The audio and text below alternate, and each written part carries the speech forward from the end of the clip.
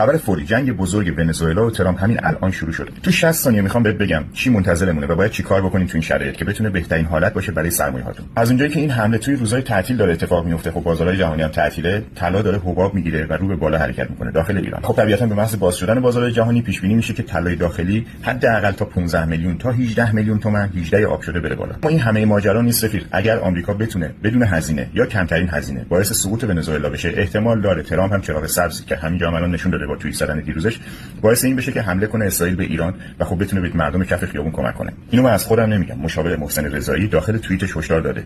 حالا سوالی که پیش میاد و تو دایرکت زیاد میپرسین، سعی چیکار کنیم که طلاها و نقره هامونو بتونیم کف قیمتی بخریم دوباره و سقف بفروشیم و اگر بخواد تا 18 میلیون حتی سال آینده، پایان سال آینده بخواد تا 31 میلیون تومان 18 آب شده رو ببینیم، رو چه قیمتایی کفای قیمت بخریم. پیج فالو داشته باش، کلمه نجاتو بفرست، بیا دایرکت، یه وایس 3-4 دقیقه‌ای بهت میگم، خیلی ساده بهت میگم که چیکار کنی که بتونی کفای قیمتی بخری و سقفا بفروشی.